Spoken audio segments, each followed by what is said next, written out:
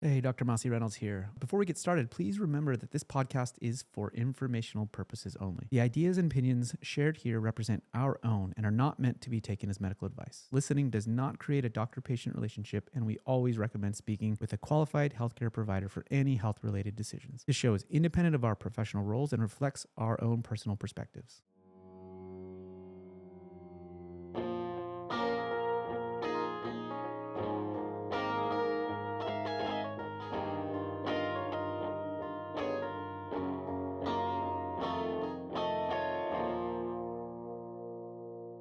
I need to get out there and fix my adrenals, man. I am so just beat up, not physically, but just and you know this really well Yeah. when you're pinned like that and you're just going, your cortisol levels are just fucking skyrocketing. Yeah. And afterwards, beyond the physical side of it, you just get ripped. You know, Yeah. you're That drained that completely. adrenal come down that- is a real thing, and Yeah. it's something that people don't really talk about enough, and not even know about. But it's like it's such a real thing that when you're like working at that level of adrenaline for so long, like it's the law of attraction or energy or whatever it is. Like it's got to be to have the light to have the dark, and the balance of that. That like when you're going at that level and that much adrenaline for that long, it's bound to like drop, right? And it does, and when it does, it's can be severe, you know. When when did you discover that? And then um how do you prepare for that now? I guess if you know that's gonna happen, and I'm sure it still does, right? But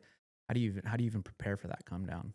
Oh. um I think I'll say, like, in my past I've kind of thrown caution to the wind and just go go go go, and then I think from just my injuries, when I look back on it and reflect on it, most of those my injuries do come when my adrenaline levels are like at an all-time low, and I'm not tuning inward enough to Mm, be able to like let myself chill. mhm. Like we were kind of talking about this offline of like all these healing modalities and stuff, and like it's so good to just like actually just sit and just be rather than just kind of trying to like On to the on to the next, on to the next, next. and it's such a human thing, right, to be able to like want to chase the next thing. But I think a big thing of like how I deal with it now is just like knowing that like I operate the best when I have that carrot dangling in front of me. Mm, mm. And in the past, say call it 5 years, I've learned a lot about, myself through injuries and stuff. But um, just being able to like be okay with like coming home and like actually taking a break. Like I've always like told myself, and these are all, narratives that you tell yourself things, and those things that you tell yourself, it might not be what it is, right? Mhm, mhm. And I'm telling myself like, oh, like trying to chill, but I can't chill. I'm not good at chilling. Like Mhm. I'm just want to be doing something. And These, like, blanket bold statements, "I'm this, I'm that." yeah, exactly. Yeah, And you're not what you tell right. yourself at the same time. So I kind of would always just kind of push and push and push. And then now that I look back on it, I've had all these injuries, and the times that I have gotten injuries, I'm like trying to push through when my levels are completely smoked, and those are the times that I gotten hurt. So now I've been a lot better with, I've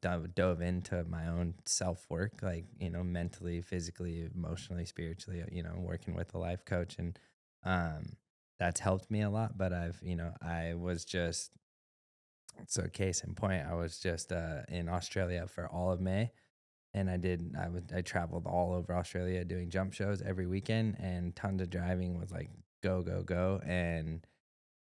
And then I came home. I had about a week and a half, and then I went straight to X Games, and I flew from X Games and went to John Deere headquarters and did another event, and it was just go go go. But then as soon as I left John Deere, I was like, I'm gonna go home and I'm gonna chill, and I'm like gonna be really stoked on chilling. And like I've taken all this inventory in the past from telling myself I'm gonna chill, but I don't. And I just like I can tend to go stir crazy and I spiral in my own head. Mhm. Um, that this time it's been so much different, but I think it's just been years of, trial and What do error you and think the learning. fear there is if you don't chill? Like, where do you think that comes from? I I mean, I think it's more, yeah, I think it's just I've been so, this thing has like Mhm. just taken my not taken my life, but just I've put everything into my thing of riding a dirt bike, and when I'm not doing it, I feel like it, and I've learned this through my work with my coach, and I was like, there's a point when it's like, okay, I'm taking a break, but then like 2 weeks into like my break, and I'm like, oh, like kind of going crazy. I'm like, I need to do this, and it's like, no, I don't need to do that. Like I get to do it, and now I want to do that. So now that I've taken those 2 weeks off, like, and your body's telling yourself, your body and your mind, you're like, you want that feeling. Like that's one of those things that like as a human we get to, like, we chase these feelings, not necessarily chase, but we live by like off of feelings. Like you want to have a feeling, whether it's a romantic relationship or a homie to homie relationship, whatever it is. Like you want to get those feelings, and it's easy to chase those things. But um, I would kind of tend to feel like I'm like feeling stagnant, and I'm like, oh, I like, and it can totally be just this day and in an age that like social media, and you're say I've been hurt so many times in the past, and you're hurt, and you're like seeing your competition like level up, and while you're like in kind of a downward spiral of a dark place, and that comes with these things. But um yeah, I think just learning, taking all that inventory and using it as a learning process. And like I think I'm in 19 days I turned 34, and that'll be officially, it's crazy to hear myself say that, but that'll be 30 years of me riding a motorcycle, and it's just like consumed my life and my Congratulations. time. Thank you. I appreciate it. And it's just, reflecting on it, like I've raced supercross, I've raced motocross, I raced flat track. I've kind of done a bunch of different things, but I like, listening. I was watching, the surf contest the other Yeah. day, and Chopu's been firing, Oh my gosh. and Kai, they had Kai Lenny in there, and it was so cool to hear Kai's just perspective on things. And like, he wasn't just so tied to like one thing in surfing. It was like he was able to do it all, and like kind of He's a waterman. create his own path through not having to do like a certain thing, and I've, not to compare myself to anyone, but I feel like that's where I've gotten to where I am, is like because I've been open to being able to do other things. And riding supercross, riding motocross, like doing free ride. Like haven't really dabbled in freestyle because like, I don't know, tricks just aren't my thing. I just, I'm a racer at heart. So it's, different forms of, You're an of artist. two wheels. You're an So artist, and you use this sport as a vessel or a canvas. 100%. My paintbrush is Here's my your dirt paintbrush, bike, and it's just a form. It's a tool for me to like express myself through my thing in my paintbrush, Yeah. right? So Yeah, I mean, thank you for that. And going back to what you were saying about identity a little bit, and I do see this a lot in high level athletes where, and that's why I asked that question is the idling, right? Like a lot of my athletes and high achievers struggle with that idling because they've created, not in a bad way, this identity around the sport. And not to say that they don't have other pieces and facets or to them, but they've created this identity around that sport. And if they aren't pinned and aren't doing it all the time, right?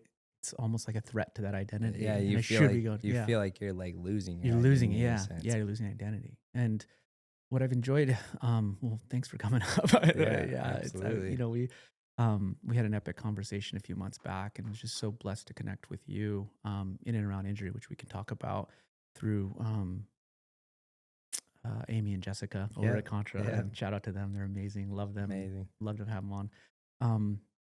But just the depth that you have to recognize that you are not what you do, that it's a part of you, but at the same time, there's so much more. And there's this phenomenon that I've been kind of getting more and more intrigued about, which I'm sure you know about and didn't really have a name for it, is identity foreclosure. When someone develops and does something at an early age because whether or not their family was into it or whether or not there's pressure, it could be sport, it could be academic. I'm going to be a doctor because my dad was a doctor, because my grandpa's a doctor, that sort of thing, is that in assuming that identity, they close off the walls to everything else, and then that becomes them, and that's all they are, right?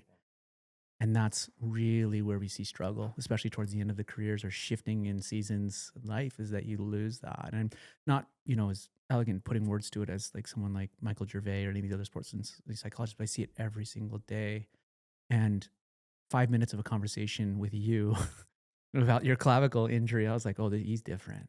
This is different. He yes, appreciates and loves and is carrying on that torch from his grandpa to his dad to you now, but doing it in his own way and doing it also recognizing that there's so much more Yeah. there. Yeah, and I will say, man, it's taken a long time to get to that point. Like I've done this my whole entire life, and racing professionally at that level was it was tough. But like through all these injuries, like it hasn't been easy. Like the first, handful of injuries, like I listened to your podcast Yeah, with Chris on the thank you. way up, and it was like really, really cool to like hear just your guys' insight on some of that stuff. But Mhm. like as a kid, like, I tore my first ACL when I was 18, just Mhm. fresh out of high school. And without like now, if I'm gonna have an injury, which is what brought us together, I reach out for other opinions to Yeah. just kind of You like become a student of your injury, right? student Yeah. of your body, Yeah. right? Like Yeah. of your vessel that you are given, and you can't trade it in. You know what I mean? So, um, I've learned to like get opinions and whatever. But when I first tore my ACL, it was like I went to a doctor, and that was the first thing. Like I was just on the fast track of like how I need to get this fixed, how quick can I get it fixed, and how quick can I get back. And now that I've been done that, that was my first ACL. I've had 4 reconstructions. I tore them both again, and it took a lot of that. Like I'm a firm believer you got to learn the hard way, Yeah. and that trial and error of that. Like I've fixed them. Like those are basically the first 4 surgeries I had were just ACL reconstructions, and I just caution to the wind to like do anything I could and do PT and take care of myself like in so many different ways. Obviously, like rebuilding and rebuilding your actual like ligament in your body, but like everything else like here and here is like so much more important. And it took a lot of like trial and error to like learn that, and learning the hard way, right? Like I just cautioned the wind, and I just do everything I could, like Push. like blinders to Yeah. everything else. Like I would just want to get back to this thing that like absolutely feeds my soul. And um That only works to a degree. It One hu- can, but it only can get you so far. 100%, Yeah. right? And then I just more and more injuries, and I started to just like really, really, really like learn my body through that. And if it wasn't for these injuries, like I would not be sitting right here right now and like being in the position that I am, right? Like um I've learned so much. Like and I've said this often, but it's not that I like and it's not that I like pain, but like, or no, it's not that I love pain, but secretly, like, I really deep down You said enjoy it something like that. because it just like I learned so much from it. And you just mind, body, spirit, like all of it together, like they you're a well-oiled machine. You need all those things to work together. And each time that I have been hurt, like that comeback far outweighs the setback. And I've like learned so much about myself Yeah. and my mind and my heart and my spirit and adversity. Like it's just that cliche saying, like we learn more from our failures than our successes. And it's so true, it's led me to so many things in so many areas of my life. But like I, I've kind of I say it all the time. When you go to a CVS and you get 3 items and your receipt's this long, Yeah.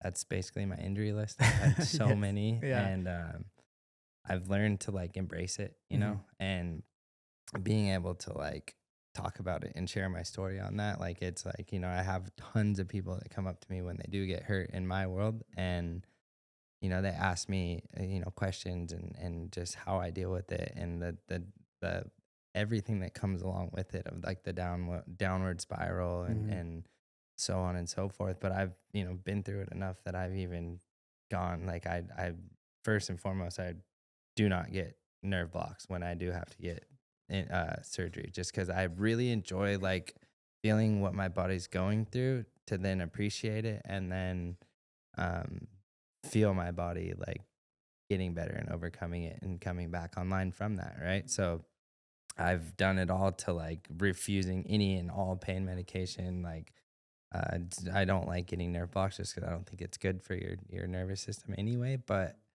there was, on I had 3 arm surgeries on my arm, and the first one I kind of just let them do what they did. And then the second one, I refused everything. And I got through probably that first 48 hours almost set me back because I was trying to like push through the pain. And it was like, I was super uncomfortable. I wasn't sleeping good. And it was almost like my body was in full fight mode from it. So then I went and did the third one. And I'm like, that's my rule. Like that first 48, like if you can do it, use what you need to use to like be comfortable at night and sleep comfortably and like allow your body to go into the healing mode and what it needs to do.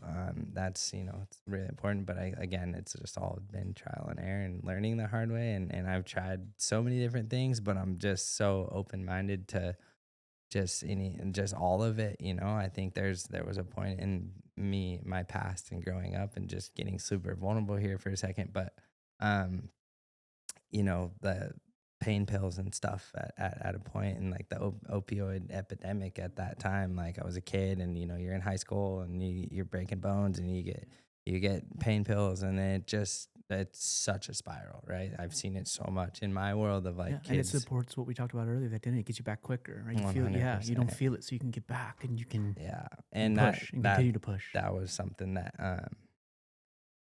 from a point of when I graduated high school, like I was, taking pills and whatever, and like from these injuries, and then all your friends, we start doing it together, and I'm giving them some of my pills, and then it just kind of just gets into a downward spiral, right? Yeah. And like one of my friends ended up kind of turning towards heroin, and he ended up ODing, and at that point, I was just like, man, like what the hell am I doing? And from that point was like, I lost my friend, and it was like a hard stop. And I literally graduated high school, and I basically said, peace out in my hometown. And I moved to Southern California to like chase my own dream. From that point forward, like I've literally basically refused pain pills for the most part. But then I have, learning the hard way, I have like tried to like not use them at all. And it almost sets you back when it's like, they can be good for a very specific thing. And that specific thing is like your body's in such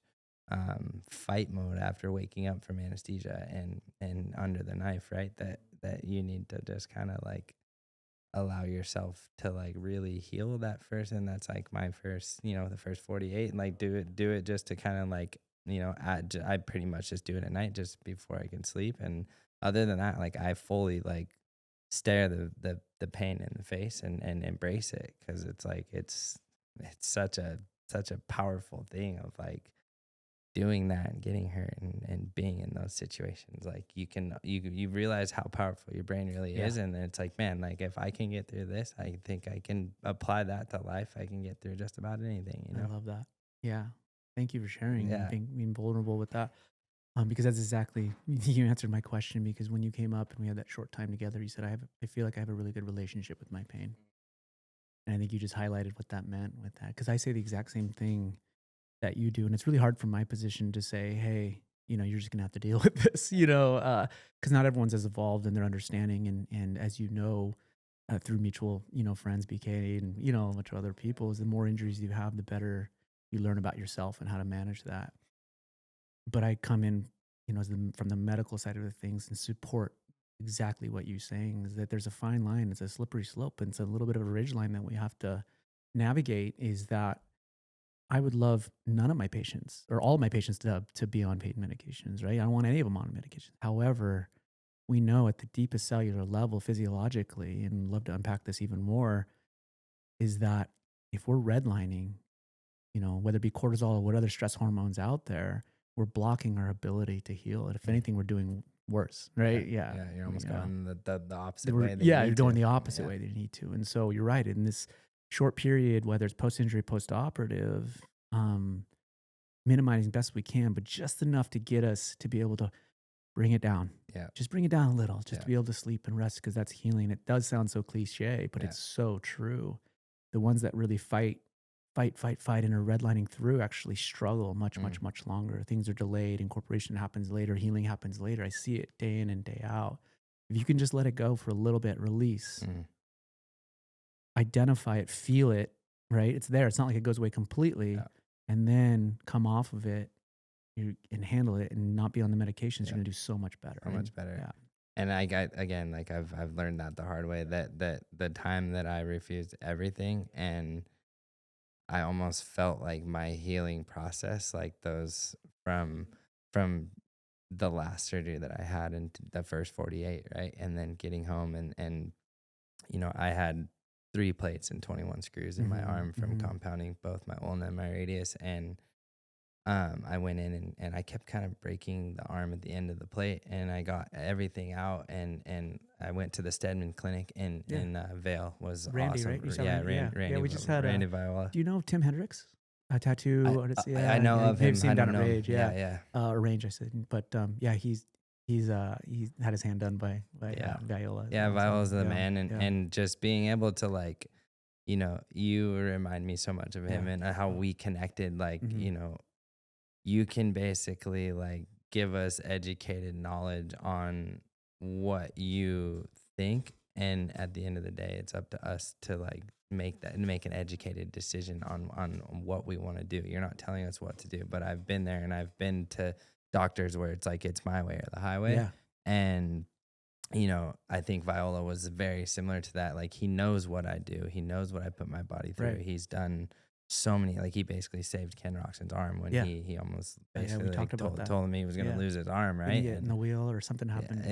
Huge crash over the bars, and just whatever, to completely destroy his arm. And he knows, kind of like understands what we're doing, what we're going through, and what we're putting our body through. And when I got there and had the surgery, and I've never really had this, that I, like, had the 3 crazy incisions on my arm, and they kept me overnight, like, in the hospital just to monitor me. And they had, like, a little drain right here coming out to drain the blood. Oh no, not even a pain pump, but just like a the drain, JP drain, that like filled this bag with blood, so there wasn't a ton of swelling, hematoma and bleeding in there. And the next morning, like, they released me from the hospital, and I was in physical therapy at 10 a.m. the next morning, like, kind of like nothing crazy, just a little bit of moving my fingers, and, like, no cast, nothing. Like, I was able to get on a plane and go home the next day. And me being able to, like, promote, like, the movement and promote the healing and the blood flow in that, like, my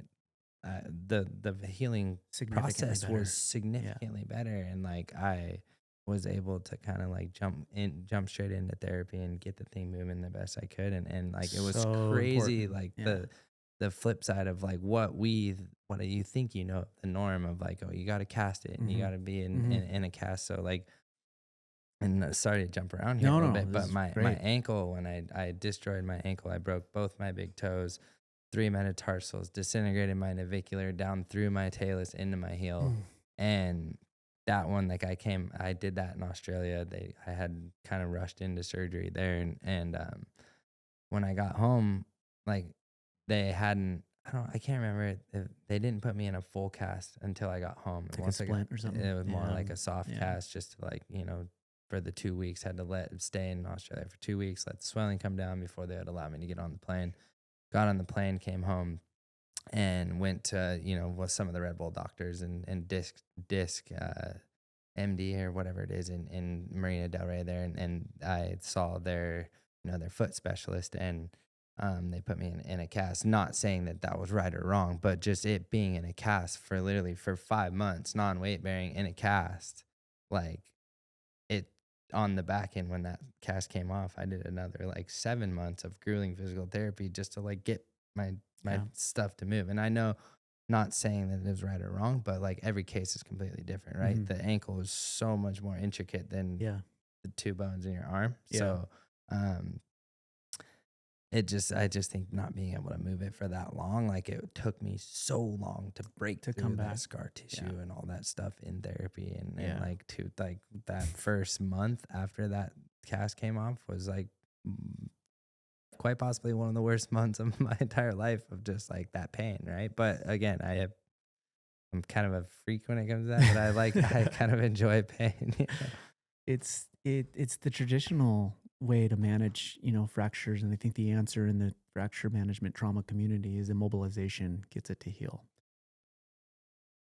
I don't want to say I completely disagree, but I believe the body needs to move, right? And if Yeah. we can figure out where those guardrails are, we can work within them to be able to not just move to ward off the atrophy and the stiffness that comes with it as you know, lived and you were, but more so to facilitate the healing, right? To get the cells or the mana, the chi or the meridian, like get things moving, right? It doesn't mean you have to load or weight bear or anything else like that, but I see a massive difference in patients who are sedentary or immobilized post-operatively than the ones that are not. And I don't take care of those type of injuries. Or a lot of mine are, the fracture, some of the sports medicine fracture cares, but a lot of ACLs, a lot of meniscus and ligament type injuries. And a lot of times patients are looking at me when I'm like, I need you to move. Yeah. And like looking at me sideways. I'm like, no.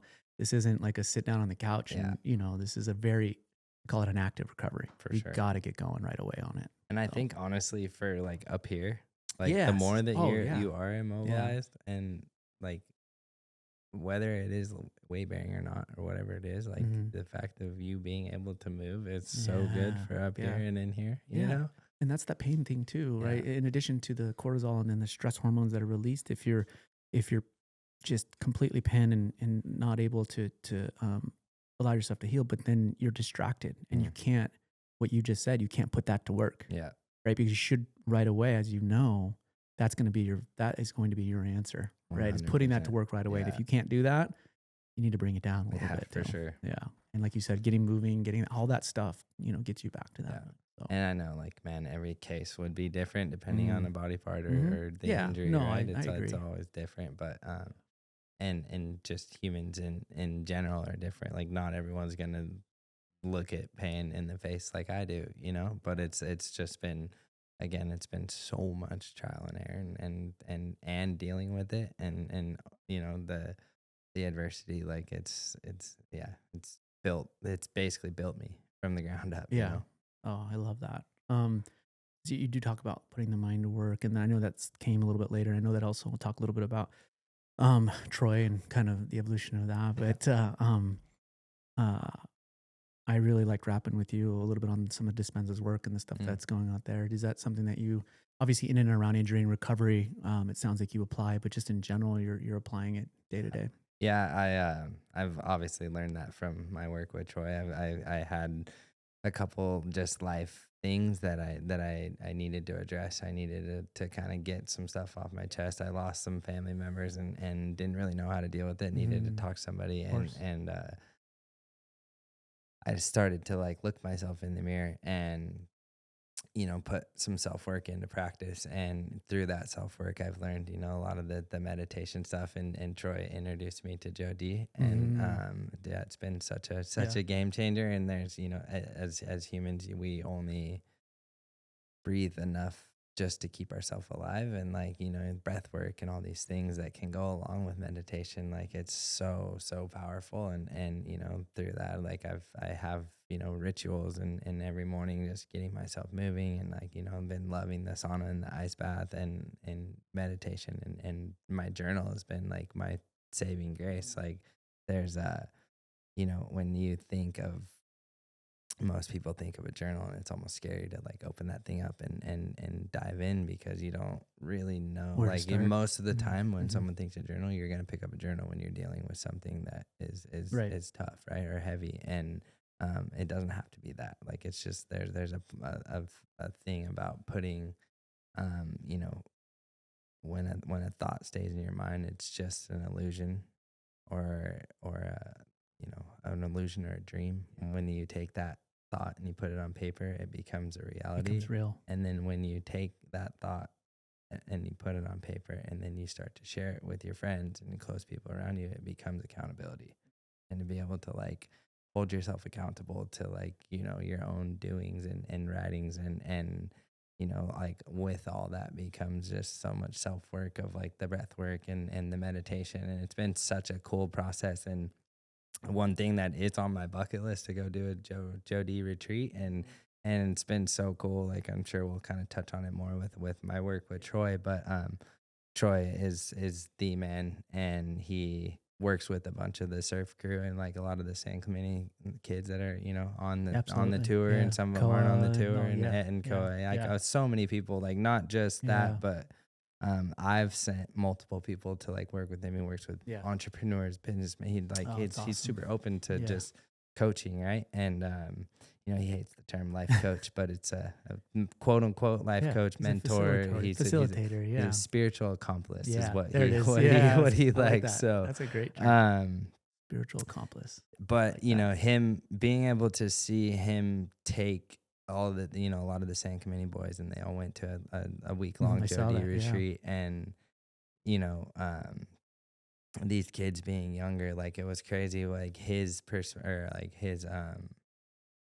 what he explained to me was like everybody there was like older people that are kind of dealing with medical, physical, medical battles, right? And all of them were like completely tripping that there's the kids this young there, and like putting that work into practice at that age, like is just literally like planting a seed in them, and just to see that grow. And like I think the generational cycles of just the world and in history, right, that like when all those kids have kids and like what they're gonna be able to give to that, like it makes me stuck. Like I'm not getting any younger. I'm about to turn 34, but like that's the kind of the next step. I just got married last year, and the next step will be to have kids, and I'm so fucking excited to have kids, to be able to like share what I've learned and give it back to them, and like and to like just show them that the world is their oyster. Like you can do whatever you put your mind to always. And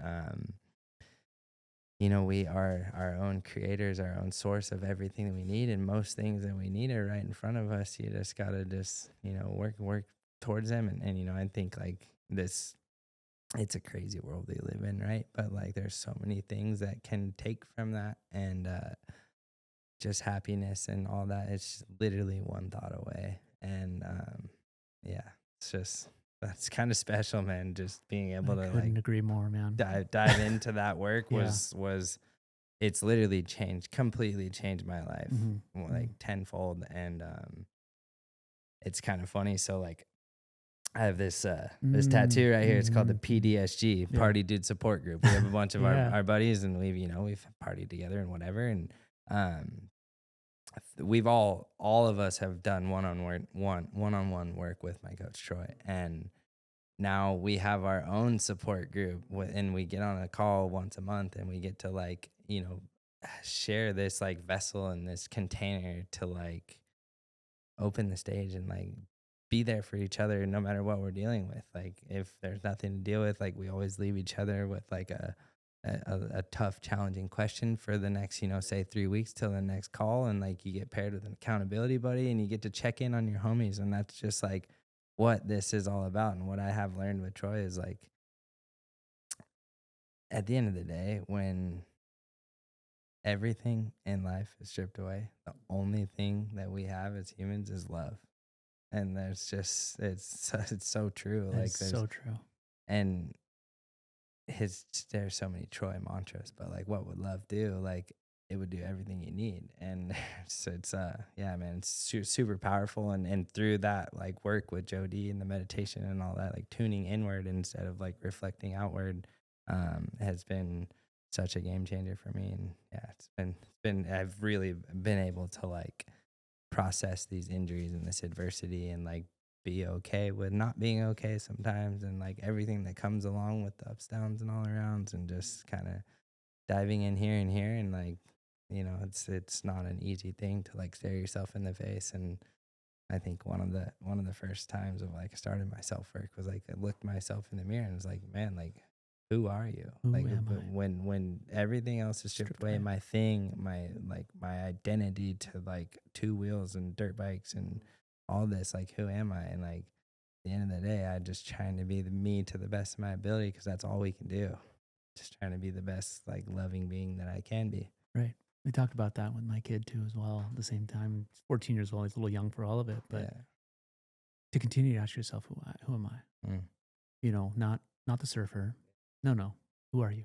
No, not the baseball player. Yeah, you're a brother. Sure. Not that. Yeah, you're a son. No, not that. Like, who are you? Your heart, your love, right? Your prana, your chi. Like you said, it all boils down to that, like complete love and connection. And yeah, we're all energy walking through this space and time, and that's literally. And we have these labels that are attached to us, and and it and you know, somebody not doing that sort of work and hearing that it's like, it can be like, that sounds kind of trippy, but at the end of the day, like, I read this Snapple fact a long time ago when I was a kid on the Snapple, and it said, like, I'm sitting on the beach, you know, and just sand everywhere, and it's like, there's more stars in the galaxy than grains of sand on Earth. And I like picked up a handful of sand and I looked at it and I'm like, no way. Yeah. You know? And then just as I get older, it's like literally like how much is out there that we're literally like a speck of dust floating through space and time on this Earth. And the Earth seems so big, but it's like at the end of the day, like, we're not that. Like, we all have trials, tribulations, and hard times, right? But like, when you really think of it in that perspective, and you can kind of like surrender and let go of just like, first and foremost, that someone has it worse, but like, does it all really matter? We're just like, so I mean, me personally, I'm so just thankful to like just be here and be here now, and that's like all we have. Yeah. So Yeah. No, I feel that, and I appreciate that. and gratitude is an easy thing to say and a hard thing to feel, if that makes sense. easy to preach, hard Easy to to practice. preach, hard to practice, because it's really takes getting down to the granular level of what that truly means to be grateful, and it does take a step back. You have to step back, and exactly what you said, look at it from that 30,000, 50,000, 60,000, 70,000 foot view. 100%. I think, you know, like the word abundance, right? Or like abundance, or like even success, anything like that. Like, what it means to me could be totally different to you, or you know, John Doe down the road. Like, and that's okay. Yeah. Like, it's all about perspective, and it doesn't matter. Like, just because I think what I think doesn't mean you need to think that way, and that's just, it's totally okay, you know. I mean, I think success is you being your authentic self. Yeah, that's right. it. That to me is 100%. If you're living your authentic truth, you're being successful. Yeah. You are successful. Yeah. You've already won. The rest is just icing on the cake. Happy and healthy, and that's it, and everything that I always ever want to be. So, and the two best feelings in the world, smiling and laughing. They're both free. Yeah. I love that. You do that well, my man. Yeah. Thanks. No, I appreciate that. Thanks for sharing all of that. I know that you've done a lot of good work. I'm guessing there was some there before Troy too. I mean, it sounds like you've definitely had through your sport, whether through injury or whether it was passed on from you know, the home that you grew up with. I think that Troy's just been a compliment to what you already were diving into and discovering on your own. Is that fair to say? Absolutely. Because I think, you know, I dealt with so many injuries like way pre-Troy, before I ever even decided that I needed to take this step and be vulnerable and open up to somebody. Because it's like being a man, and especially in my sport, macho man, it's like you're you know, you got to just pound your chest and like just show no weakness. Show no right? weakness. Yeah, we talked about that earlier. Bred to beat your competitor, and until I did that, it was awesome. But I've always kind of had this like, never to like, you know, toot my own horn or talk about myself too much, but just having this like kind of like light, like I just went to my grandma's house, and talking to my aunt and my grandma, and they were talking about me as a kid and as a baby, and like I just always had this like this smile and this like kind of like very good attitude, and it's like people were kind of like drawn to that. And you know, I've always just tried to authentically be myself the best I could, and you know, it's I think it's one of those things that kind of like draws certain people to you in your life for a reason, and I'm again a firm believer of like everything does happen for a reason, and exactly how it should, you know, the good, bad, the ugly, like everything in between. Like, there's a higher purpose, power, whatever, that's like it happens. You don't have a say in like how it happens. You just have a say in how you respond. How do you balance that, right? How do you balance, because I believe in that too, while at the same time feeling the control, right? Being able to control and have the agency to direct your life while still listening to the universe, God, whatever you want to say, right? Knowing that there is a plan for you, because you don't want to completely surrender. I mean, you want to surrender in a way, but how do you do it in a way that you can still continue to push forward? 100%. You know? And you know, I think that's a good segue into this, what I think about all the time. But like what I do, like having so many injuries, and I can't count on two hands, like, or I can count more than I can hold in two hands of like how many people I've seen pass right in front of me from what I do. What I do is such a gnarly thing that like there's so much fear involved with that, but learning how to channel that and like knowing that every time I do strap my helmet on my head, that it's what the, like the what coulds, but it's like you like find this like presence and focus in that of like knowing the risk, but like But you don't need the doubt. you don't need the doubt, and that's it. And we don't, as humans, like we don't know when it's our time, and you can't control that. So like that's why like working with people in the past and like as doctors and getting hurt growing up, and it's like how many times I've heard, oh yeah, like you can't ride again, you probably shouldn't ride again because like this can kill you. And it's like, and like you don't think I already don't know that, you know what I mean? But at the same time, like it's provided and given me so much. I've experienced so much from that like I wouldn't change it for a thing. And I've kind of had that tough conversation with myself and my loved ones. Like, look, like there is a risk, but like this is literally, am feel like I am living, right? When I get to do this and face these fears and overcome them, there's something to be said about that. Yeah. And there's such a powerful like thing in that, to be able to like look your fears in the face and like channel them in the right way. And I don't know. You're not fearful of the other side. Is that what you're saying? No, I'm not. I mean, of course, you're right. You think there is, but I think like death can be such a scary thing, but it can also be such a beautiful thing. Like I'll say, like the times when I have seen people go in front of me and riding and racing and whatever, like we all do this because we love it and it's in our blood. And like being able to see, if like God forbid somebody goes out doing what they love, like they went out literally like doing what they love, and there's so many worse ways to be able to go out, so And the alternative is to not do what you love, which is just as bad as being 100%. or not just as bad, but worse, I should say. Well, yeah, exactly. Worse, so, yeah. And I think too, man, like I know we talked about it a little bit offline, but my buddy Lyon I Herron want to talk about was he, along with Troy, he had changed my perspective on life. Tell listeners a little bit who don't know who Lyon Herron. So he was first and foremost, is great. The biggest light of a human being ever.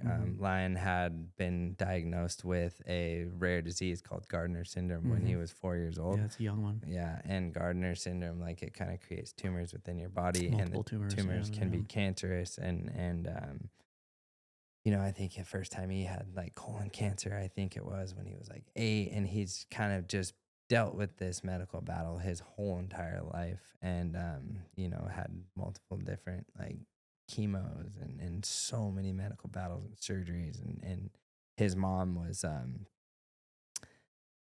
such a guiding light that she was very open to like different kinds of medicine, right? And treatments, and Western medicine is not like, not saying that it's not good, but it's not always the way. There's so many ways to so many things. It's just one of many, right? Yeah. So they're very open to all that. And he's, through his battle his whole life, like he was the light to everybody. Every time he walked in the room, like he was like that light, even though he had his own like limitations, right, to what he was dealing with. Like he was the most positive person there was in the room. And PMA was his thing, positive mental attitude. And he just like, through meeting Lyon, like, so I met him in like 2014, and at the time he was like kind of healthy, and we were at Vegas Supercross and like kind of like have partying, right? Yeah, he was pretty functional. I remember him being very functional. Like, and he didn't tell me over the party, he didn't tell me anything about his story. And then shortly after, he kind of like started sick again, and then he told me his story, and then we just became really close friends. From then, I kind of like learned that when he was younger, he was in, I think it was like around that maybe 4 to 8, years old, and he was in a cancer hospital, and he had a patient that was next to him, and that he was had a cancer that was way more severe than his, and he didn't have that like family figure people around, and that kid was like The support. dealing You with didn't have it the so support. much Yeah. worse. And Lion, like basically from that point on, like he became like what he was dealing with, like no matter what he was dealing with, someone always had it worse. Mm-hmm. So for him to start to just, you know, be that and share that with people, and I think that's something that like we talked Yeah, that about. was that shifted gratitude. Yeah, Right? and he shared it, and like, you know, this day and age in social media, and he like changed so many people's life by Yeah, I know just so his many sharing people that were in his ripple. his story. Yeah. And you know, he loved photography, he loved surfing, he loved moto, and you know, every time that he was healthy enough, he did do these things. But um yeah, anyways, kind of met him in 14 and became really good friends with him. When I broke my ankle in Australia, he was actually down there to come to the race where I got hurt at. And he came and saw me in the hospital, and was such a blessing, because from that point forward, like he was somebody that I really looked to in injuries. That was on paper probably one of the gnarliest injuries that I'd had to that point.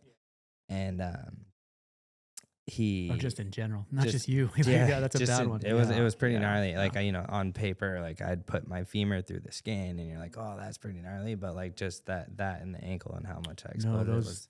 those ankle and midfoot injuries are. And not only a lot of that, people don't come back from them. being So. across the world, you know. Yeah. But anyways, I met Lion, and I was very lucky to get on like his text thread of like every morning he would send positive text, like a positive quote, and then he'd end with the quote of like, I love you and hope you have a great day today.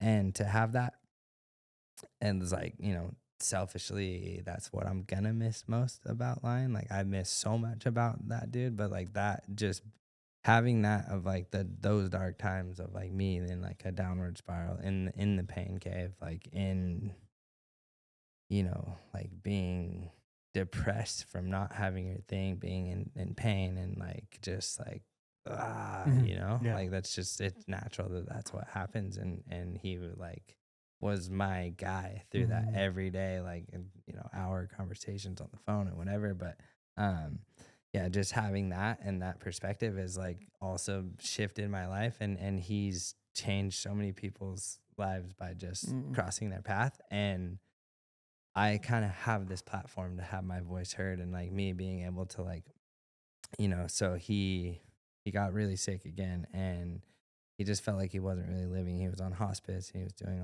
all kinds of like, you know, he was eating and I drinking through like IV bags Yeah. and all that stuff. And, you know, he had drains and like draining all the stuff out of his tumors and the fluids. And yeah, like he made a post and said that he was going to be, like he texted, I was actually in Hawaii at the time, and I was like, you know, on vacation, like having a good time. And I like see this text from Lion, and it's like my daily quotes, right? And it was like a pretty in-depth message about how he didn't feel like he was no longer living anymore, and he was fighting. He was gonna go off the hospice and go out on his own terms, you know. And um was very powerful, that in itself. But then, you know, being able, he wanted me to come and see him, and He posted around that time, right? Yeah, And he told me a couple of days before he posted it, and then he posted it, and it was just like the ripple effect that you saw from that post. And like, you know, from like the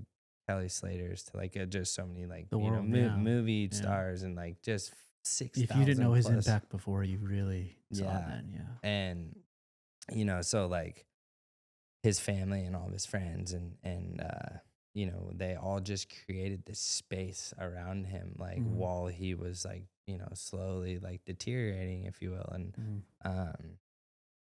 it was crazy. Like at the time, I had met his mom, like I think, you know, very briefly at his wedding years before. And when I walked up, like, so he wanted me to come see him, and this was on a Thursday. He had transitioned on a Sunday, and when I walked up to the house, like his mom was like, "Oh, you're like the golden child. You're like the last one on his list." And I was just like, "Oh, that is so gnarly." Like I had like, he had this fuck cancer jersey that he made for Fast House, and it was like collaboration. And I wore that with his name and number on the back, and then I had one of his. He had like a clothing company, the Lie and Co. And he had this shirt that said "Heaven ain't ready," and he had "Heaven ain't ready" like tattooed like right here. And I had the sweatshirt on over, and anyways, I come up and Barbie's like, "Oh, you're like the last one on his list," and I got to go in and like give him a big old hug and tell him I loved him. And I had this sweatshirt on, and I'm like, Lion, like, look, like I pulled the sweatshirt off and I had his jersey, and I turned around and his name and number, and like he was just like, oh, like, pulled me in and told me how much he loved me. And he's like, hey, let me see that sweatshirt. And I like laid it over him, and he's like, Mom, grab me a Sharpie, and grabs a Sharpie, and he literally crosses out "ain't" on the sweatshirt, white sweatshirt with gold writing, and he crosses it out in black and says like, writes like is right ready. Above it, "Heaven is ready." And it was like so heavy, but was like the craziest thing of like the person he is and embodied. Like I almost thought it was weird that like we sat there and we kind of were almost at like standing at the end of the bed with the checkered flag, like welcoming him to the other side. And there was times that night, that was his final meal. We had a big, like his boys did a big lobster seafood boil, and we all ate, and like it was so freaking cool, man, just to be able to do that and share that. But to usher to the other side. Yeah, and like death can be such a scary thing, but it can also be so beautiful, and that's why I think like, people that I've seen go that have been doing what they love, like that's beautiful in a sense. Like it's so sad and all that too, but it can, death is like, that is beautiful. Also like can be beautiful, right? So anyways, we're sitting around the bed and there was times where his heart rate was slowing, and like everyone kind of like pulled the immediate family in there, and like oh, it was a little heavy. And anyways, I like got to go in, and like it was getting midnight that night, and I was up at Red Bull headquarters doing some physical therapy stuff, and I drove. They're from Malibu up in the hills, and I drove back down to Santa Monica, and like it was crazy that like when I left, that like how heavy that experience just was, of like that whole the meeting and him grabbing the sweatshirt and all that. Like it was very heavy, but it was like when I left, it was like he's the type of person that he doesn't want you to feel like sadness from that. Like he just wants you to remember him for his positivity and his impact. And it was so weird that like I was driving home, and I'm like, I feel like I should be like bawling, crying, but like I physically like can't. Like I'm just taking like this like so into my heart of like how special that was, that like it didn't even bring tears. And I got home, and it was like 1 a.m. at that time, and immediately went to my journal, like did a meditation, thought about him in the meditation, and then went to my journal, and I like basically wrote him a letter. And dude, then like the next day I was like driving home from LA back to Temecula. It was like almost 2-hour drive, and then it like fully hit me of like, whoa, like that was so crazy of an experience, but so special, right? Yeah. And then he transitioned on the Sunday, and it was one of those things that like once I had met some like one of his friends was that was in his wedding. I've known for a while, really good friends. He rides and stuff, and then all of his other friends I'd met very briefly, like, hey, what's up? I'm Tyler, at his wedding or whatever, and we all got to stand around that bed that night, and literally that bond that we all have now of like sharing our dear friend, to like being able to call our dear friend our friend, and be connected through that. Like we are like literally like when friends become family. And it's just been such a cool journey to be able to like embody like what he left behind for all of us. And that's my question for you, is how is Lion living through you now? Yeah, it's like every day. So like, he before he left, he said that he would show up as a red-tailed hawk. I see multiple red-tailed hawks a day. Love it.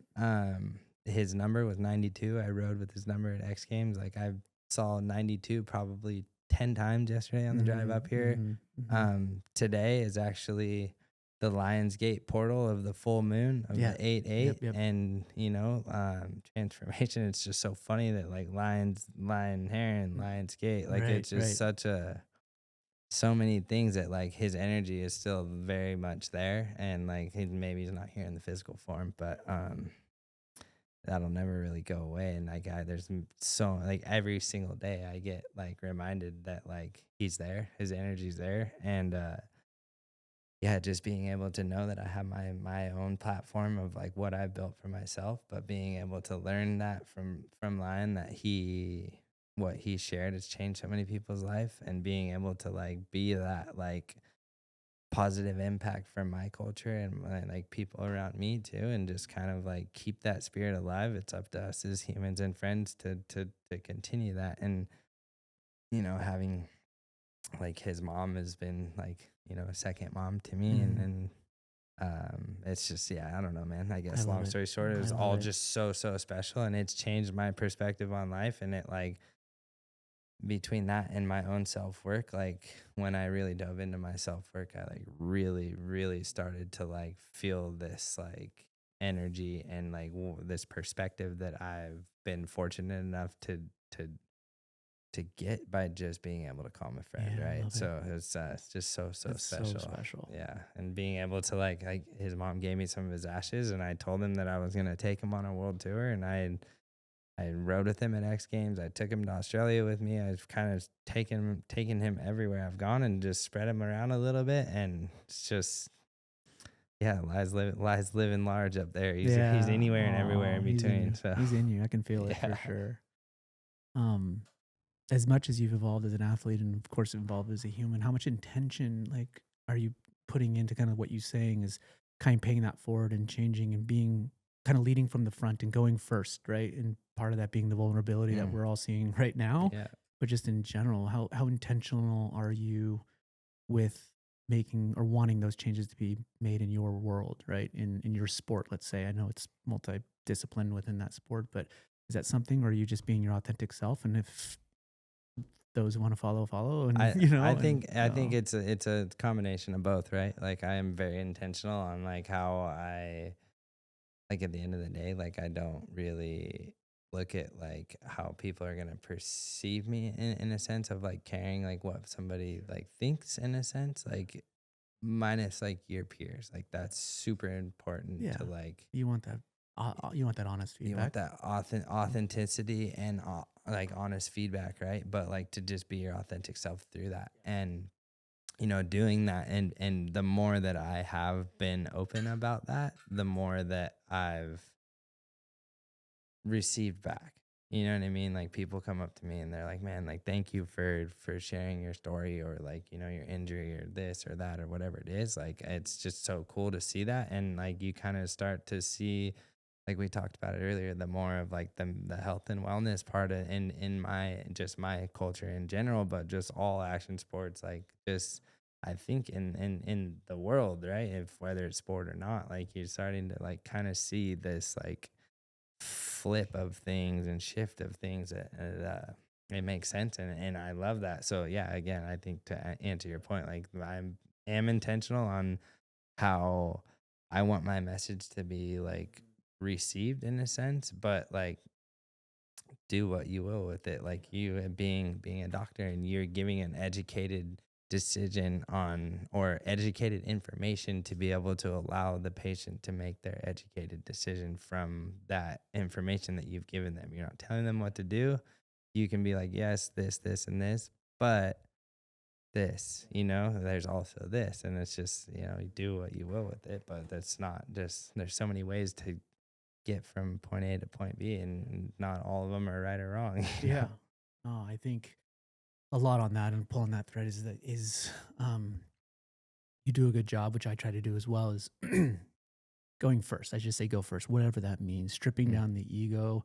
I tell my kids in my community too as well, is like if you think something about someone or you want to like convey something and communicate in a way, just go first. Say, yeah, hey, I love you. You know what I yeah, mean? for sure. Or I appreciate you. I'm grateful. And if you can strip down those barriers, then you give them permission to do the same. And so kind of on what you were just saying is that I see you doing that right out there in your world, is whether or not it's intentional, you're giving other people permission to be vulnerable. You're giving other people permission to talk about the things that are tough to talk about that they may be struggling with. And it's so powerful. And yeah, from my perspective, who are we kidding? Like, I'm not like, uh, you know, and I'm not in a position to tell anyone what to do with their body, right?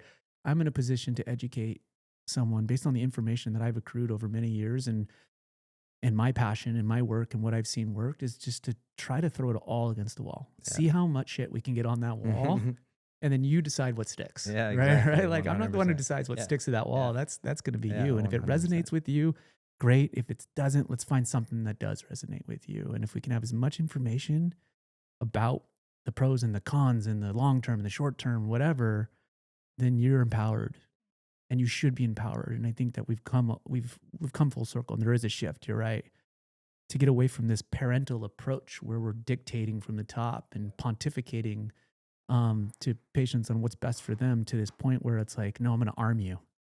I'm going to arm you with as much information as possible so that you can go inward and listen to what your intuition says is right for you. And then we talk about that. 100%. So, I love that. yeah. And good on you for doing that. And like, I think even, I guess, kind of maybe gearing back towards like the medical side of things, like this is like something how we connected, through Amy and Jessica, and such huge shout out to them for connecting us, because Contra it's like Sports, love them. one of the thing was when you meet certain people, and then you realize that like you guys cross paths for a reason. And when we first, I drove up here, and when I had broke my shoulder, I was kind of going through, the medical system and dealing with trying to get an MRI. And like, I just kept getting the runaround. And, I had gotten a few different opinions, and it was like half say do surgery, half don't. And I was like, I had just gone through 3 surgeries in 1 year on my arm. And I was like, literally, if I have to go through a 4th, like it very well might break me, And when we connected, like immediately we got on the phone, and it was like we talked for like half hour, and it was such an amazing conversation. And then once I came up here, and we started talking, and then next thing you know, we know so many of the same people, and like the same, a lot of my friends that are surfers in that world, and like, you've worked on and know, and yeah, it was just, I remember asking you, TV, what do you feel? Yeah. Right? Like, what is your intuition telling you? And that's when we went, like, which was amazing. And I don't hear it a lot, like where you really kind of went inward, right? And talked a lot, not just about the pain aspect of it, but like, I really think I can heal this thing, right? Like I've had injuries, and I know the ones that need intervention. I know the ones that are not. And without knowing the I mean, obviously most patients and athletes who have injuries like you are really well-versed in the anatomy and understand that, but still, without armed with the same information I am, you were able to articulate exactly what I was thinking and feeling about this, which was really cool. And it was cool, like I said, kind of like having to like the what made me lead to like not getting it fixed and wanting to heal it myself was because I had gone under anesthesia 3 times in 1 year, and I was just like, dude, like I don't know like how, not necessarily like my body's going to take this, but like how this and this is going to take that, because I've literally like had to rebuild myself from the ground up 3 times in 1 year. You were depleted. And it's like, I'm so depleted. Like, could have gone one way or the other, but that's why I like steered towards like, I feel like my body of like here and here is going to heal here, because like I know what I have to give from doing this 3 times in this year, you know what I mean?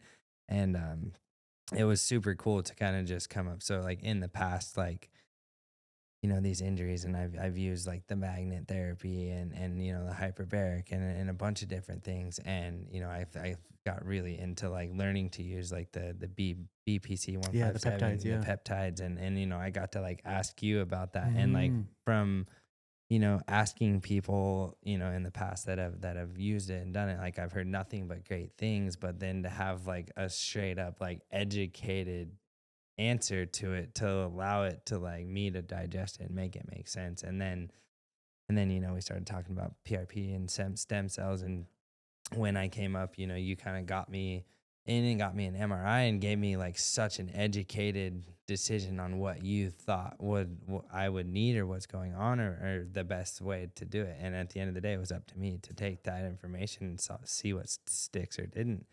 But the way that you just kind of broke it down and explained it to me was so awesome. And then, you gave me the PRP shot, and that like was such a crazy thing that like it takes me back to when I got the arm surgery and went straight into physical therapy the next day, and like how much my movement of, creating blood flow, like then I felt on the backside of like that injury of like how much it helped me, that it was the exact same thing. That was the first time I got a PRP shot. And like it was crazy. Like, that first, day and a half, the it was like, inflammatory whoa, response. it's a little sore, but then like 2 days you're like, whoa, like, dude, this thing feels so good. And it was crazy, like how, and just one thing led to another. And I was just like, next thing you know, I felt so good, so I was quick. texting up there trying to bother you. I was just like, Yeah. how you doing? Making sure you're doing okay. Yeah, no, and it was good. And I think I took a little bit extra time. And I think, again, and going back to like all these things happen exactly the way that they should, that, having those 3 injuries back to back in that year, and then finishing off with like breaking the clavicle, and just so glad it wasn't any worse than that for the crash that I did take. But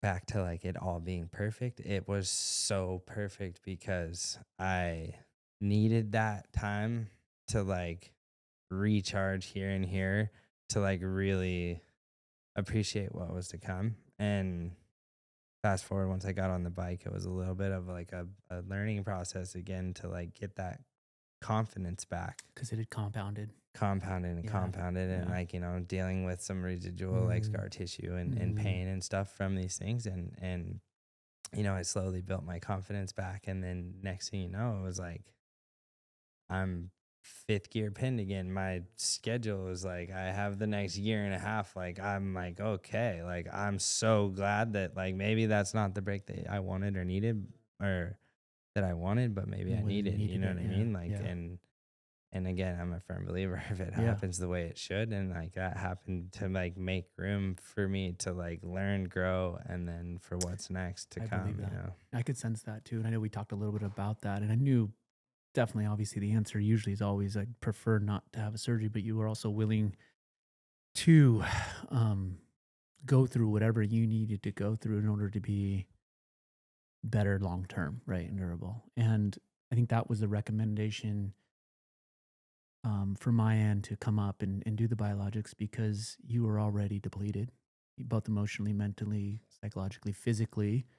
And as you know, we already talked about it, right? The importance of not just the physical side of healing, but the emotional side of healing at a cellular level. And I felt like if this was the answer, if we were going to really try to, because not to get into super details of it, it could have gone either way. And I know you had multiple opinions on it. And I think a lot of people, probably 70-80% of surgeons would have said probably operate on it. But if we were going to go the conservative route with it, how can we support that route? And you heard me talk about it all the time. And that's why I'm such a big fan of the cellular aspect of things too. It's like your body's already depleted. It's not going to bring the blood flow. It's not going to bring the cells that are in there to heal it in the same way that it would otherwise. And it probably could have healed. It probably would have. It just could have taken longer and more scar tissue build up and that sort of thing. And I think too, like, getting, it's a clavicle, right? Like, it's a lateral distal clavicle. In my world, like that's like the easiest, quickest injury.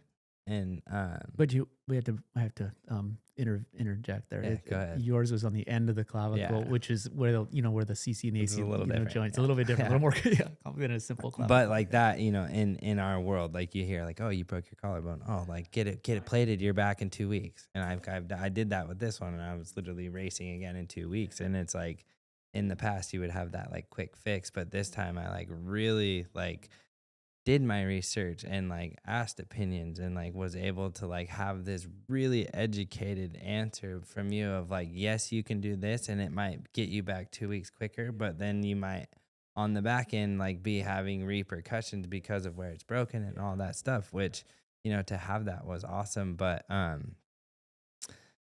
those like, I'm not so much of like chasing that quick fix anymore of like, like what's going to be better for the long term and the longevity of this thing. And I think that was something that was really, really like good for me. And like, I think more importantly than like, the medical system these days, like, you can find really, really, really good doctors like yourself. I had Viola to work on my arm, and like, I've met some really good doctors. And then there's also been a couple that it's like, okay, like it's almost like pushing you away in a sense that they're trying to force their way or the highway on you. Yeah. Just because you have a hammer doesn't mean everything's a nail. 100%. And sometimes you are the hammer and sometimes you are the nail. That's You know what I right. mean? Right. You can build a house with the hammer, or you can hit somebody in the head with it. Right. You know what I mean? So yeah, so being able to kind of like, have that and meet some good doctors, like it's almost like between doctors and physical therapists and all that we do on the back end, like of our body, it's not if, it's when, like in these sports, right? That like, that's just the risk that comes with this. And in all sports, right? All action sports and even sports in general. Absolutely.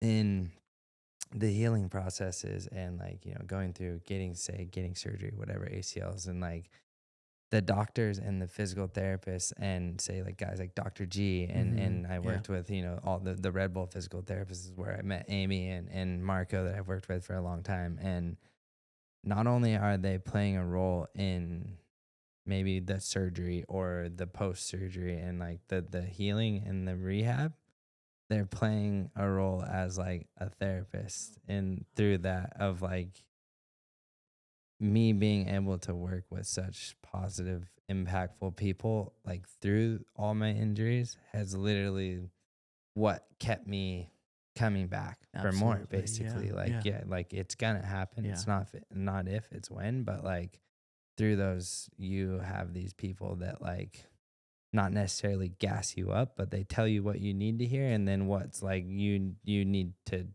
work on at the same time. And then that like helps so much. Like I can't explain that enough of like, well, everyone kind of handles that a little bit different, especially professional athletes and athletes who require or who rely on their sport in order to kind of make a living, is that there's a lot of fear, even though you've had colleagues and fellow competitors kind of go through the same thing. There's still that fear that can come through injury where you don't know if you're going to be good on the other end of it, right? And there's a couple different ways to approach it. One, you can become a victim of it.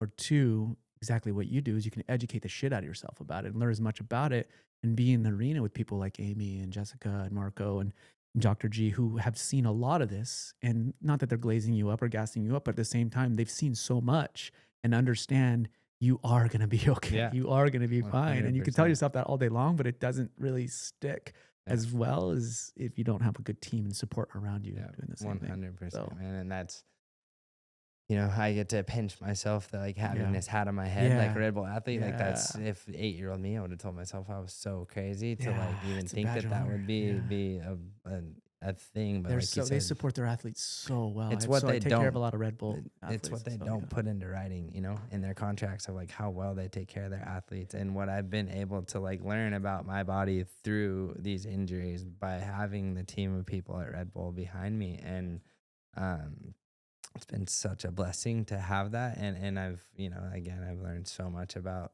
my body, myself, and beyond that, just my world, my sport. How can they not, man? You're such a light. You know what I mean? Not in just the sport and the evolution of the sport and the style and everything else like that, but really changing, and I don't mean to gas you up too, but really changing how we think about our identity, how we think about injury and recovery, how we support ourselves. And there's no cookie cutter way to do it. Everyone's going to figure out how they're going to navigate that world. But Red Bull or not, your sponsors are not. I know you well enough now to know that you're going to bring that team. I like to say you're the prize fighter and you're putting people in your corner, and you just got to find the right people to help continue to elevate you to where you are. And so that you can continue to be the light that you are.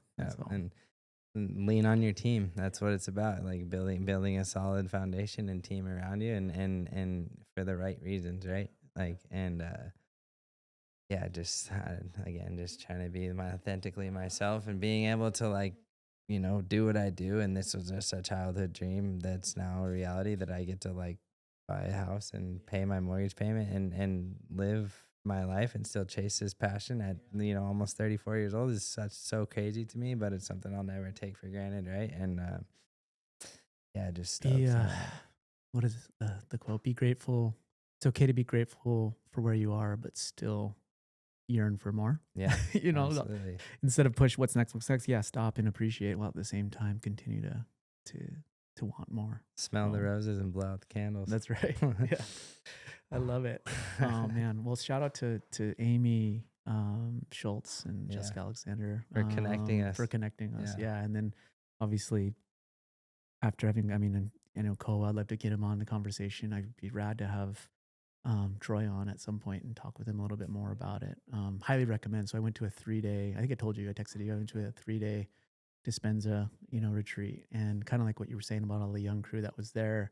There's a lot more, you know, and my wife wouldn't been to kind of one before, but I think that you're seeing more and more the community, especially in high performance, is recognizing the importance of not just meditation, but the thoughts, right? Yeah. Because if your thoughts can kill you, your thoughts can also make you happy. Yeah, 100%. And It live. can go either way. And Yeah. it's just how, it's not how, you know, what thoughts you're having, it's how you respond to those thoughts, you know? And, you know, we're not always our thoughts, but it can be such a beautiful place as well at the same time. So it's all just, everything's all one thought away, and everything we have is right here and right now. And you know, the future, the past, there's nothing we can do about that. It's the here and the now, and just being as present as you can. And it's easy to preach, hard to practice, my believe God. me. Like, Yeah. and when I say this and all this with self-work, and you know, you going to Joe D's and like how much you can take from those situations, we'll never have it figured out until the day we're gone. Right. You know, and we don't know when that It's day the pursuit. is. So It's the process. It's beautiful. It's the process. So, I got one quick question for you. Like I always yeah, ask I know every question. I brought up the peptides. Like, can you maybe explain that a little bit, and then maybe even in depth of the stem cell stuff too? Because this is something that, like, I've had so many friends that have, you know, have been dealing with injuries and been very curious about it. And I know I've had some athletes that I've kind of sent towards you and like have asked me about it. And I basically, like, I don't know enough to be able to like give them that educated answer. So I'm like, oh, like Masi's the man, like hit him up, you know? So well, I love talking about it. I appreciate it. And I think more so, as much as it is educating is clarifying, because there's so much information out there on it right now. And I think stem cell itself, the word stem cell has just been controversial in general. I think those who kind of originally started calling them stem cells kind of are going back on it. Well, we shouldn't have called it that. It should have been, you know, a stromal cell or something else. But the whole idea of a stem cell is it's a pluripotent cell. So it's an undifferentiated cell, meaning a cell that through signaling can be whatever cell in that lineage that you want it to be, right? Whether it's blood cell lineage, whether it's nerve cell lineage, whether it's connective tissue cell lineage, like ligaments and tendons and different things like that, right? And so the idea behind stem cells is that you can either get them from yourself, right? We call it bone marrow aspirate concentrate, or you can get it from adipose tissue. That's where the highest concentrations of our stem cells in our body live and circulate, is in our fat and our bone. We actually have them. Yeah, deep, especially in the pelvis and the back. Down there, stromal cells, or however you want to call them. And as we get older, not only do we decline in number, but we have a significant decrease in capacity to distribute them to injury and recovery, right? Because our bodies are constantly, especially in and around injury and chronic disease and just living in a toxic world, we're constantly fighting all the time, right? Cells are dividing, we're repairing. And my PA likes to call them little embers throughout our body, these little fires, little embers that are going off all the time. And we're constantly fighting them. But we slowly lose the capacity to keep up with that natural degradative process and that breakdown. That's where things become chronic. Right? There's a shift between acute inflammation or acute injury and chronic inflammatory states, right?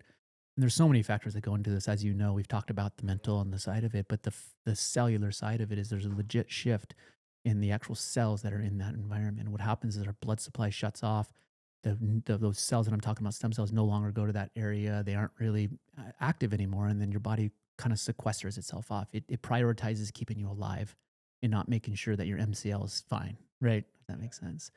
And so what stem cells are is if we can give them in high concentrations, so it's not just the stem cells that we're getting from the bone marrow or the fat, is that we're also getting growth factors in there. And we're getting other cells that are what we call signaling cells in there to not only improve the current environment, but signal to the body that it needs to come in and bring blood supply and bring nutrition, almost like bringing that new body's awareness back to the fact that there's a new injury in there more. And then you put at very, very high concentrations, these stem cells in there, and then they start dividing, right? Yes, we know that they can create new tissue. A lot of times we're not, I think the misconception is they're taking like a 40-year-old knee and making it 15 years old. That's not what's happening. What's actually happening is that they're actually dividing and they're bringing that body back into equilibrium or homeostasis, right? If you think about the human body, and to simplify it, and I know I'm going on to tangents and stuff right now, but if you think about the human body in a very simplistic form, is that we are a equilibrium or a homeostasis of life and death, right? Cells are constantly dying off and new cells are coming in behind and growing behind it, right? So our hair is constantly growing out, dying, new hair's coming in. Skin, Our everything, yeah, skin, all our of it. nails, Yep. we know our bone turns over, we know our connective tissue comes over, right? And there are different factors that can change or alter that balance and that homeostasis, whether it's trauma, injuries, whether it's cancer, right? Whether it's our environment, right? We live in the most toxic environment right now, right? And that can decrease that and bump us out of balance. So many factors. Inflammation can knock us out of balance. And so what the stem cells and the growth factors and all these things are doing actually, and yes, we are getting things to repair and kind of heal faster, but especially when it comes to chronic things, is what we're really trying to do is we've separated so far or from the death portion of it, the dying cells to the growth side of it, is that we're trying to bring that body back into balance, right? To get that to kind of catch up again, to bring the cells and the blood supply and all the different things in that area to get us back into balance, to be self-regenerating, right? And so, yes, we're using it in acute injury and just chronic injury, but what we're trying to do is just kind of pull that body along and get it back to where it was before. And so there's a whole bunch of different types that you can do. The stem cells, yes, PRP, and in your case, platelets release growth factors. And what we did is we put high concentrations of platelets to increase the volume of that signal to bring your body to open up blood vessels to bring growth factors in that area to get things to kind of heal kind of quicker. So that's what we did with you. And stem cells, if you're trying to replace tissue, come out sometimes a little bit more powerful, especially in things that are chronic, like arthritis and different things like that. It's a little bit more powerful in that state. And then I think what's popular right now, especially abroad, is and you've heard of maybe at CPI or other places in Tijuana, Panama, is umbilical or placental derived. cords, Yeah. yeah. So cord blood or what we call allogenic stem cells, so these are cells that come from live births. The idea behind this is so those cells are a lot of times they can be injected and kind of targeted to specific areas, but they can also be given via the IV. And a lot of times, especially if we're doing that, we're doing a combination approach. But if you give it to the via the IV, and there's been studies that showed this, they did radioisotope tracers on the stem cells, and when they delivered them via the IV, they could actually watch where they aggregated. Really? And the stem cells would Wow. aggregate. They'd go throughout the body, but they would Yeah. really aggregate in areas of highest need, stress, Yeah. or injury. And that's through the paracrine system. The signaling system throughout our body is always going off, meaning the SOS signals are always going off. We're just not able to respond to them in the same capacity that we could when they're younger. So what we're really doing is supplying the body with what it's already trying to do, which is in the most natural form. And there's debate on whether or not it's 5 billion cells or 5 million, you know what I mean? And we're going to constantly talk all about, that as far as what that dose response curve looks like and how much do you actually need, how much is in excess, and et cetera, et cetera, et cetera. But that's the whole idea behind them. And then peptides are, as you know, are relatively new into the discussion, or in this weird gray area right now, which I have my own thoughts about because, as you know, big medicine and big pharma is going to try to take everything. Absolutely.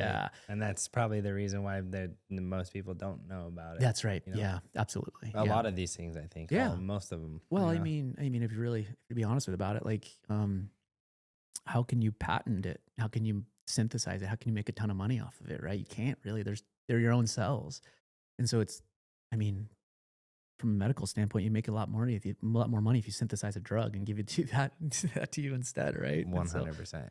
And I don't, I'm not gonna bash, So but that's I have a question on the stem cell Yeah. stuff. So I have had a friend that his dad went down to Mexico and got some stem cells in a few different parts of his body, but they said that he couldn't really do physical activity after that for a while. Is that how do you feel about that? Like what would be your educated take on that? Of I'm sure maybe umbilical cord stem cells to your own stem cells from your body is there may be a difference in that of letting your body kind of react to it. So I know Shane Dorian talks very openly about this going down to CPI, and I actually saw him a few weeks after he had his treatment. He was walking up and down the beach on the North Shore, and that's all he could do, right? because they didn't want him doing pretty much anything from an exercise standpoint. And everyone's a little bit specific with the diagnosis and what they're actually treating. But the whole idea behind it is that you don't want to increase any sort of unnecessary inflammation throughout the body. And so that's the idea, is that you don't want to flare up the body because then you dampen that signal a little bit. Okay. So we're not, and again, every injury is different. Everyone's specific different and I, like I said earlier in this conversation, I like to not talk about what we can do, but work within those guardrails and do as much as possible. Sedentary comes with its own collateral damage, as you know, right? Mind, and you got to get the blood flowing, but there's different things that you can do without generating that inflammatory response. If we're talking about the spine specifically, yeah, you can't load it, right? We're not going to do any high impact or repetitive type stuff, but you can do kind of isometric type work and core strengthening and things like that without activity. But yeah, that's a big discussion right now, and there's really nothing set in stone. And anyone who tells you that like this is the protocol is not, it's kind of their protocol, and I'm not going to knock that. It's worked for them in the past, and I think that we as practitioners do have to work with anecdotal evidence, but also have to work with our clinical gestalt. What has worked. I'll be honest with you, sometimes kind of similar to your discussion about taking that time on your clavicle, is that sometimes just having my patients stop for a little bit can be helpful, and I'm the one to do it. Like no one else is going to do it. And I like I told you, I like to give you the agency and the capacity, but at some point, like I have to protect you from you. Right. And so there are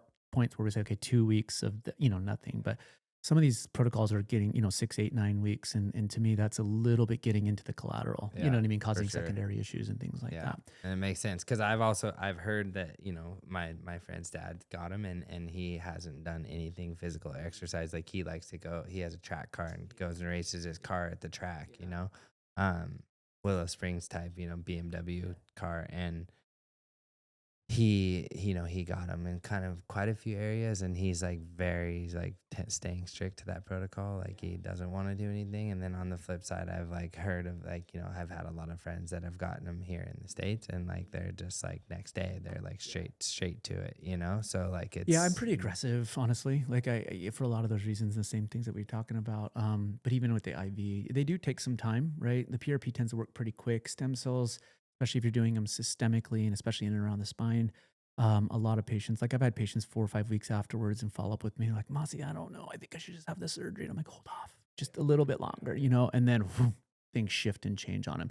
And so but I don't feel like you have to be completely sedentary during that. And I think there's things that you can kind of do. For me, I always say, and it's not very specific, but no high impact and repetitive for that first couple weeks. And then we build up from there. And I'm a big fan of physical therapy, as I know you are, and rehab and athletic trainers. And I know that they're not all created equal, right? And you got to find someone that not only matches your energy and what you're looking for, but also who understands you, right? And understands like the space. Yeah.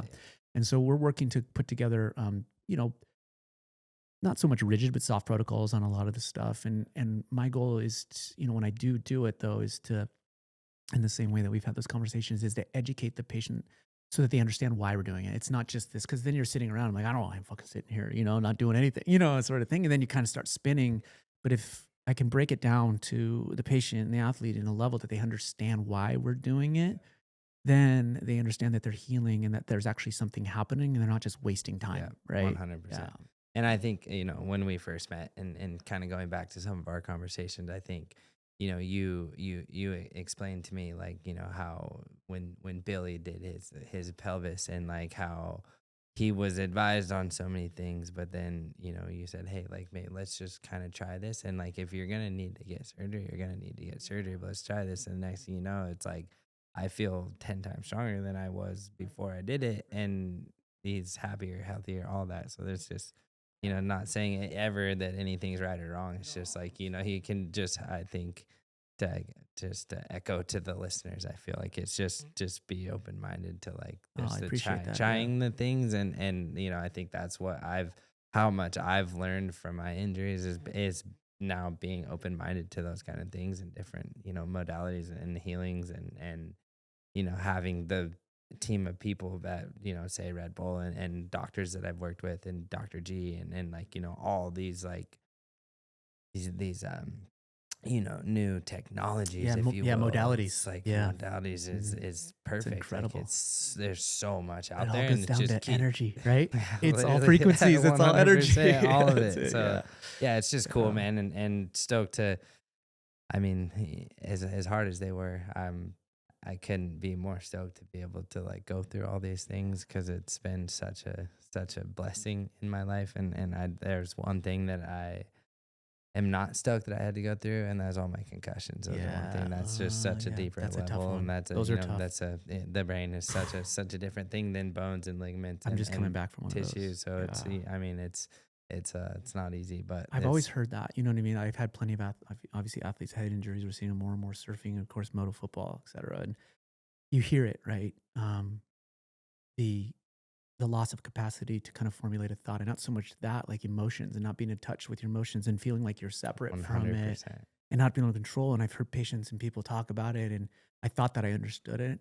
And I've had concussions way when I was young, and I didn't really kind of remember it. But it wasn't until recently, the last couple of months, where I took the rail of my board to the back of my head, a pretty good one, like lights out, like went lights out and kind of came back, had no idea where I was just like really trying to like take inventory and like, and then I thought I was okay. You get this like peaceful moment, and then all of a sudden things start like got worse and worse and worse. And I know you could speak to that way more than I could, but I really understand Yeah.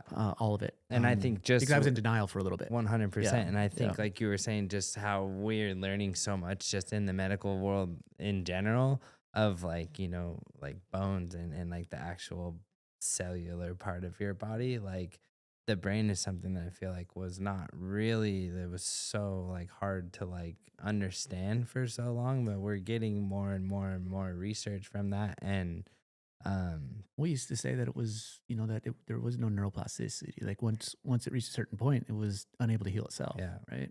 Yeah, so it's I don't know, it's one of those things. It's a scary thing, but I dealt with that. Like I had an injury when I first did my arm. I was actually out on the track for 11 minutes, and it was gnarly. Like swallowed my tongue and the whole thing, and like it was scary. And for the first probably 6 weeks, I was like lights were on, but no one was home. I was like having conversations and doing things, and like looked fine on the outside, but it was like my memory was kind of just gone. And then You were I separate. slowly like, I had my biggest event of the year was 3 months, exactly 12 weeks out to the day of the contest from when I crashed. And I went and saw a neurologist and like got my brain scanned and checked and stuff, and pretty much did everything I could. Did a lot of like, That can only show you. I mean, that doesn't really get to it, right? yeah, for sure. And I forget the name of what I did, but they like, they hooked electrodes up to my head, and like they did a bunch of like kind of crazy stuff like Rehab, right? that. Pretty much brain rehab, like brain yeah, rehab stuff. yeah. So,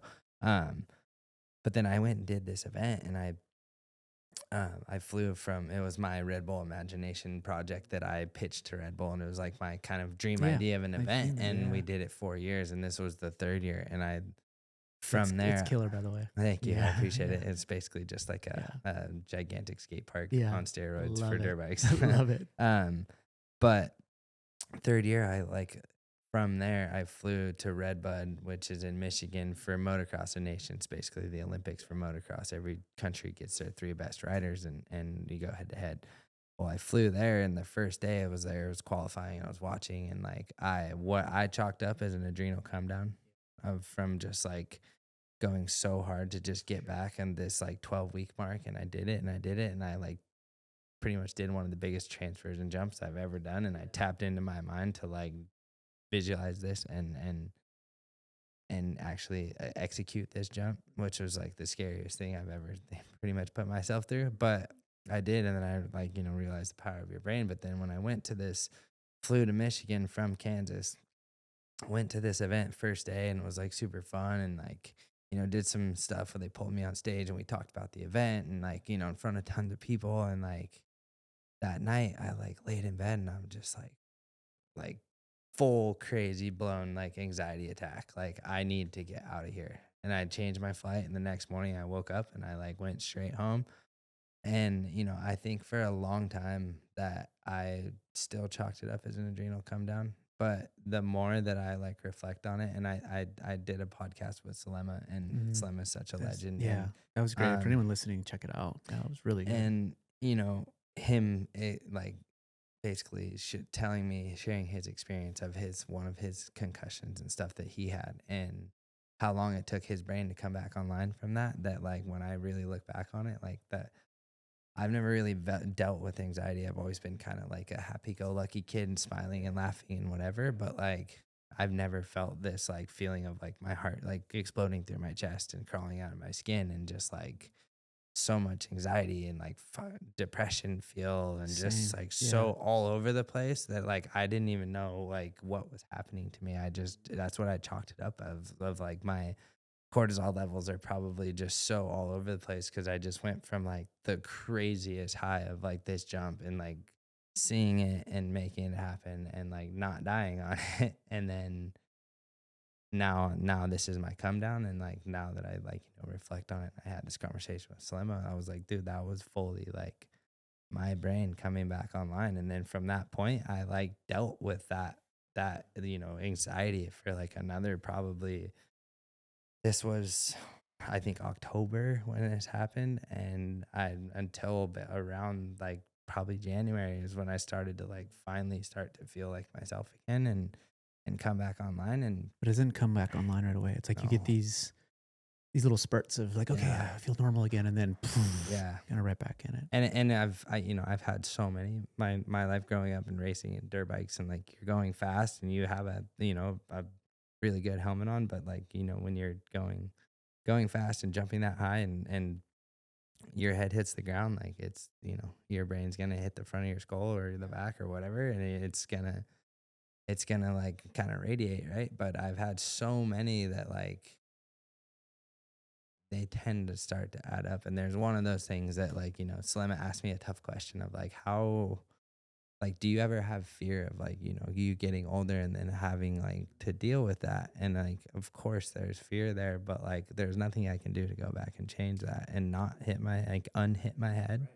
Like it's already that is what it is. But how I can like be intentional with what I'm how I'm managing it, what I'm feeding my body, my mind, my soul. And like I feel like these things of like meditation and this self work that I've been doing has really like like fed me the right ingredients or nutrients to like help the brain, right? And we'll have good days and bad days with it. And like some days it's like you tend to be hard on yourself, like, oh, like you have something that's on the tip of your tongue and you go to say it and it's just like it won't come out, and it just like kind of frustrates you, and I like think that you kind I of know mentioned that too. Yeah. And like it's one of those things like until like I don't wish that upon my worst enemy, but like until you've done it and you start to feel that, you're like, whoa, like that's just such a crazy thing and feeling. And It's yeah, scary, it really is. even more than the physical side of it. Like losing, that like when, for me at least, and I know for you too, just because I love how you're wired, is that as soon as you feel like you've maybe lost or losing that's Mm. scary. Scary, Yeah. right? And then and again, like I think anybody out there that has and is maybe dealing with it or has dealt with it in the past, I think that's such one of those things that it, yeah, it can there can be side effects from it, but it's just all about like what you're feeding it and fueling it, and like your brain, like there's so many things that can help your brain, whether it's nutrition or meditation, breath work, like just being. And like anybody out there listening that's dealing with it, like it's okay to not be okay. And um yeah, there's so much, there's research, there's all these things, like we're learning more every day about it. So like just don't be afraid to ask about it and But don't be ignore curious. it, Yeah, right? Don't but ignore also it. don't ignore Yeah, it, because yeah. what we resist persists. And if you resist all those feelings, like it's just gonna continue to add up until the math no longer adds up and the equation is the equation and it's done. Yeah, absolutely. And like you said, the meditation, the mind, keeping the mind going and keeping a positive outlook on it, while at the same time pursuing the medical stuff that we have available to us. You mentioned peptides earlier, cerebral isolate. There's other things out there that we're recognizing that are beacons or signals to be able to open up the channels of healing. And it's available. And it's like you either sit here and say, oh, well, this is my path because of what I chose, and to be depressed about that, or say, you know what, I'm not looking backwards. I'm here in the present, and I'm going to continue to do whatever I can to make sure that there's a lot in the future, right, available. And the medical community is going to catch up. You know, I think there's going to be a lot of stuff out there. And I think just ask the questions, talk to people who've been through it. I know you probably talked to Koa Smith about his head injury, right? Course, He had a pretty gnarly one. Yeah, it was gnarly. Yeah. And it was cool to like, you know, listen to, he just did that pod with Salema too. And to hear like him kind of dive into that, you know, and like being a friend of his, like I've been able to like hear that on the back end, but like for him to like put that out there to the world is like such a beautiful thing. It right? is. And you never know by being vulnerable and putting something out there who you might be helping. And if you're helping one person, that's worth exactly it right. tenfold. Yeah. You know? Yeah. And that's the whole purpose here. I mean, and concussions too. Got a local friend, Sean Dollar, big wave surfer, same thing. He's been such an incredible voice on head injury and recovery and all the modalities that we have available, the red light therapy, the deep tissue, lasers and all the treatments that we have. It's out there, and continue to listen to guys like yourself and Koa and Sean and empower people to just dive deeper. You know what I mean? Don't accept the status quo, right? 100%. And don't be a victim. Yeah. Just be curious. I think that's the biggest thing. Yeah. Like being curious of all of it. So and like even, you know, just the such a simple thing of like creatine, right? Like creatine can be good for your body and your muscles, but it's so good for your brain. Yeah. Like so good for your mind. Neurologically, it's like it's really good. So there's so much that you can. I think people forget what it feels like to feel normal and good too, right? We get stuck in like, oh, I guess this is my new baseline, you know, and it's not true, right? Like you can feel 100%. Good, you can be happy, you can enjoy it. It's supposed to be fun, right? It's 100% in the name of the game. That's right. My life. It's revolves around fun. Well, your gratitude is authentic. You are authentic. I appreciate you sharing your vulnerability and your true self with me today. I felt it. I felt the energy, and I'm grateful for you, and I love you, man. And I appreciate your message and how you're continuing to improve and leading from the front and all of it, man. Yeah, I appreciate it. Love you too, man. And thanks for having me. There's certain conversations that you have and they hit different. And you know, from the day one when we met, we had beautiful conversations, and it's led to so much. And I felt that too. Yeah, it's cool. Just forever grateful to like, you know, cross certain people's paths, and you know, if there's one thing that anybody can take from, you know, this conversation, just be you, be yourself, and be real, and love is all we got. So what would love do? What would love do? In your corner, brother. Thank you, TB. Much love. Thank you. All right.